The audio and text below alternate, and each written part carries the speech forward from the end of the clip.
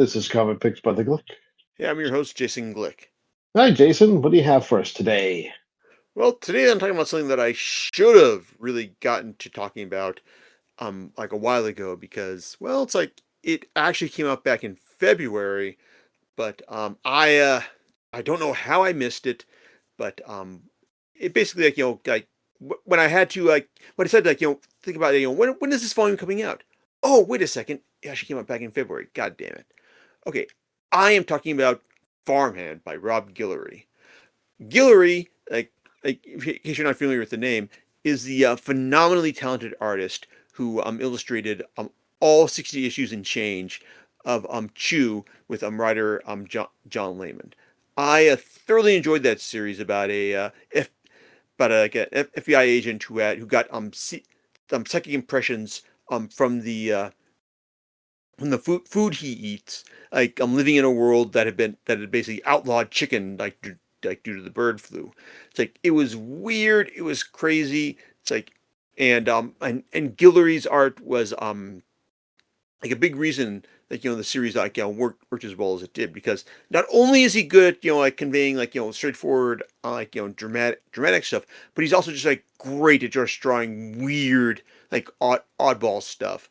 It's like the cyborg chicken like Pollo that kicked everyone's ass because he's a bad motherfucker and all. So, but after Layman and Guillory finished you, they both went off on their own things. Layman created the thoroughly underrated science fiction horror series Outer Darkness with Afu Chan, and if someone wants to bring that back at some point, I'd really love to see that, because it's basically Star Trek meets Ghostbusters and every bit as fun as that kind of combo sounds. Guillory, on the other hand, went and decided to do his own thing, and that own thing is Farmhand. Farmhand is a story of the Jenkins family, specifically starting with like with its patriarch Jedediah Jenkins, who, after getting a vision one night, was able to create and control this thing called the Jedediah seed.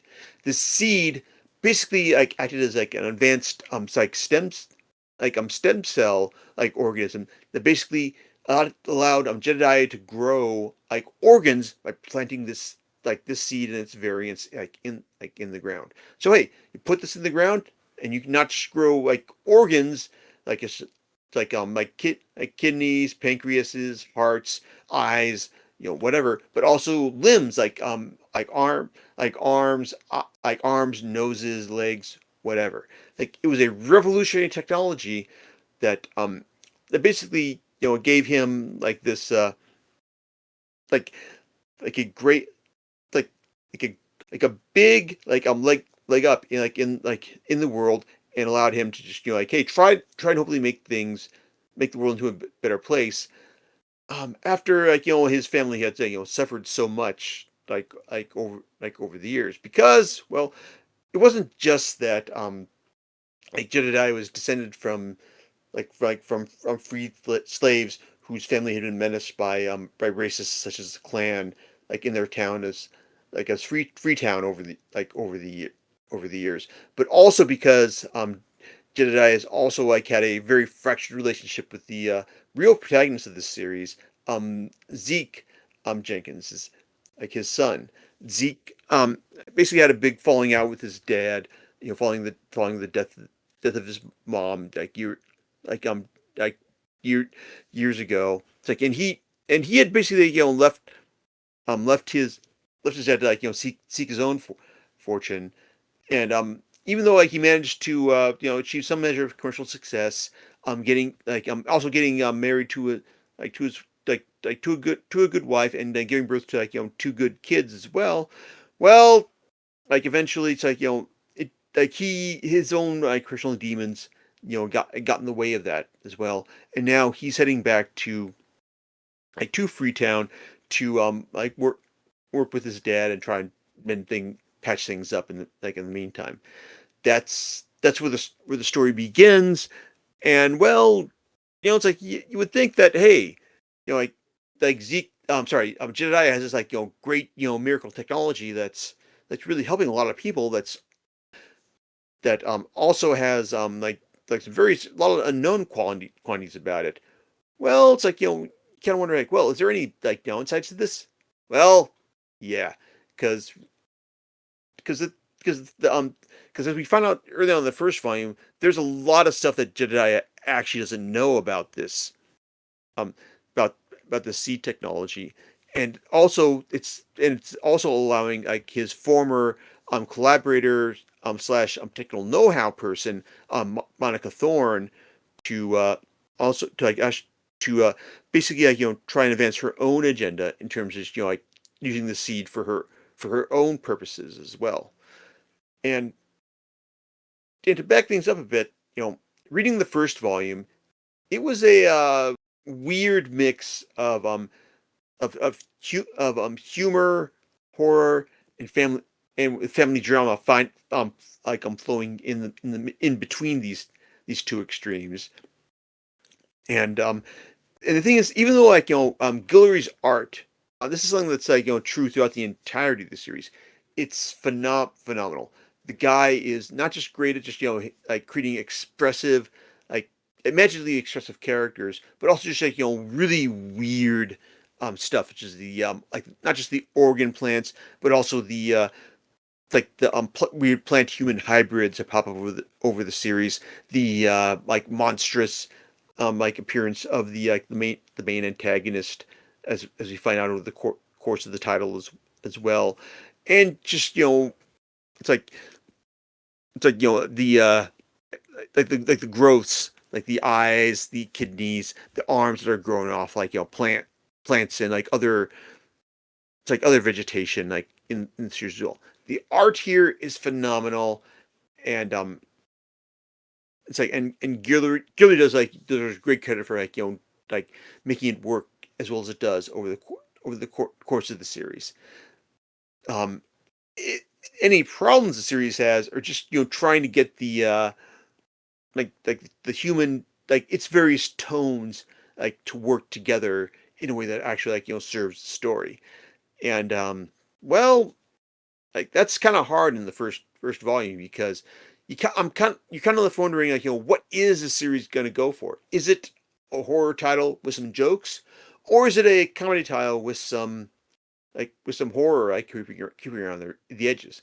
I mean, at one point at the end of the first volume, when Jedediah basically says like Lord, I don't know what's going on here, you're kind of inclined to agree with him.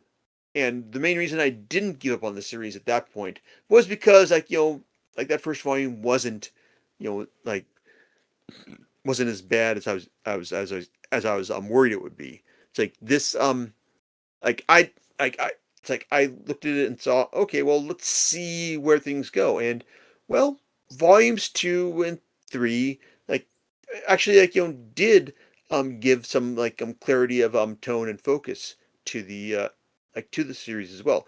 And we find out that the series is definitely like more of a horror title that also like deals in like family drama, but with some like jokes strewn in here and there to like keep things from getting overwhelmed. Um, it's like and things do come to a climax at the it's like in the it's like in the third volume when Monica finally plays her hand and reveals what she's really up to, and just like basically like we find out just what happened on a particular fateful night when Zeke's mom died and all, and things like really went to crap. So, but the thing is though that Farmhand has not been a particularly financially successful title, but regrettably. But so after volume three, the series went on a bit of a hiatus before Guillory did the issues that comprised volume 4. And that's always like a worry right there. It's like because hey, when you take time off, like to like to get your affairs. I mean, it's one thing to take time off to get your affairs in order, but also like it raises the stakes in terms of like delivering like a volume that's really satisfying and just like let's hey, the series is back and we're gonna like deliver like what deliver on like the promise up to this point. A lot of series just kind of like fumble that thing, but Farmhand, however, Farmhand actually delivered with Volume 4. That it took the new status quo, basically a more plant hostile environment, like to Freetown, and also like delivering with like with Zeke and his immediate family, dealing with like the new complications that this plant centric lifestyle has forced upon them, and also just like the increased weirdness of like of the story as well. It's like Volume 4 actually was a transformative leap forward for the series, right when the series needed it more than anything else, and I really appreciated that. It's like especially because I put it on my best of 22 list when it's like when it came out. So because like yeah, it's like this is a series like like I said, it delivered right when the series needed it more than anything else.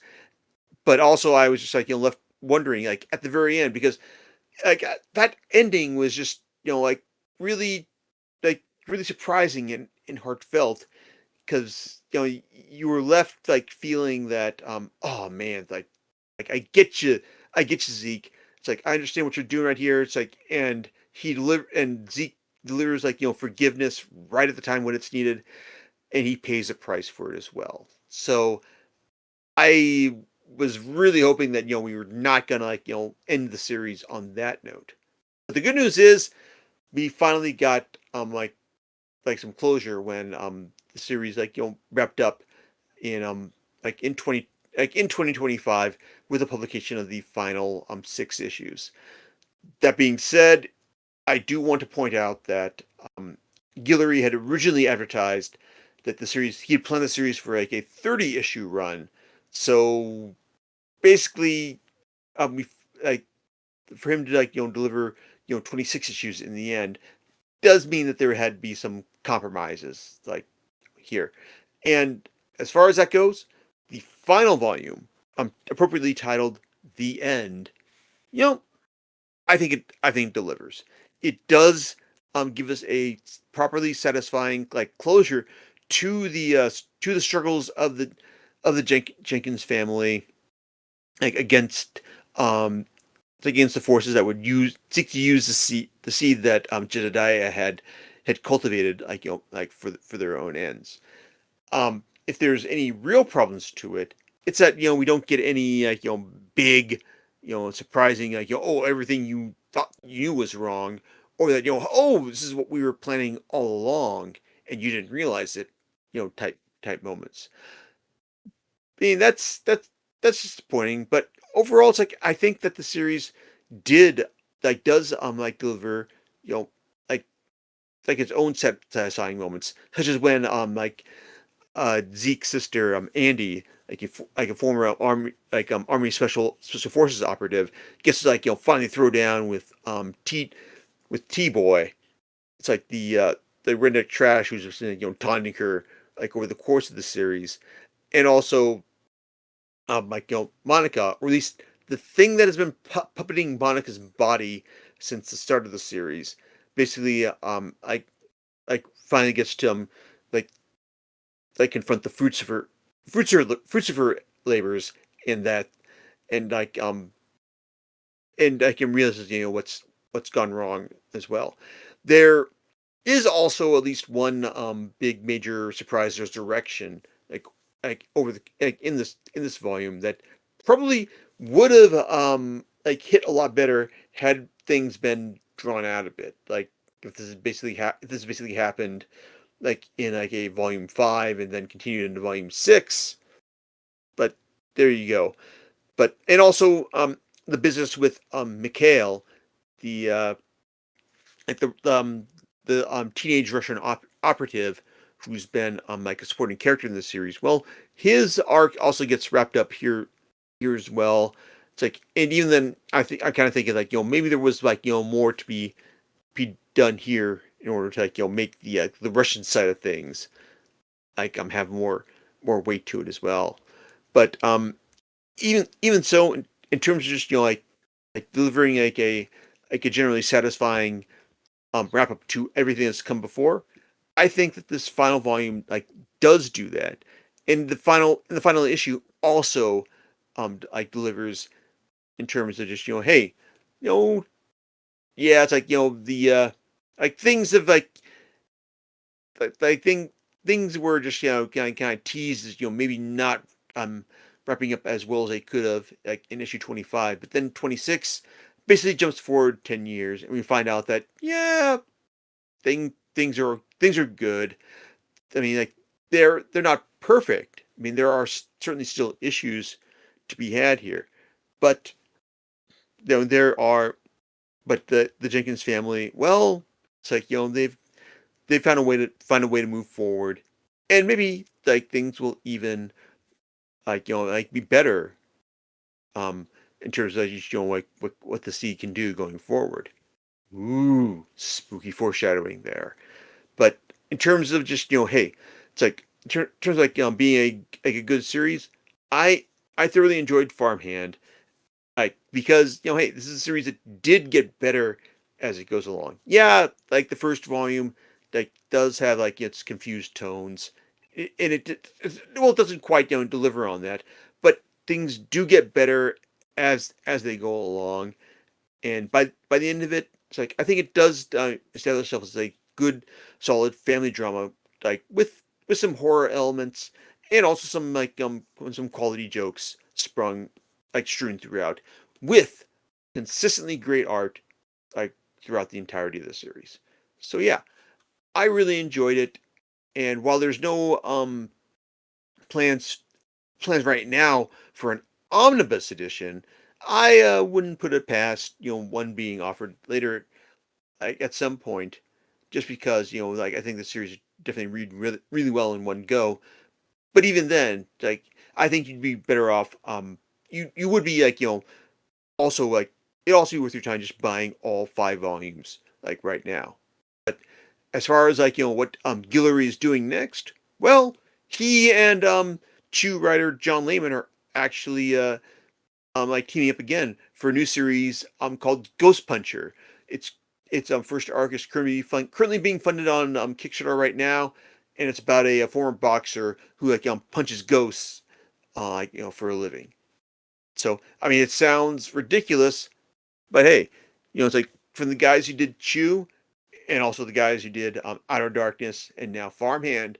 It's like I am totally there for that kind of thing, and I am like very much looking forward to seeing what they do with with what they do with that series, as well as whatever they do next, because they're definitely creators that are worth following based on what we've seen from them right now. So there you go. All right. So next time, you probably want to talk about a particular volume of Transformers. I think is the answer. That's right, man. All right. I think that we can certainly. I'll have some thoughts for you since I recently received it. Haha, thank you. And yeah, I'll be. I think that's what we'll be talking about next time. Um, cool. Any other last thoughts? No, man, I'm good. All right. We'll catch you next time on Comic Picks by the Glick. Later's everyone. Bye.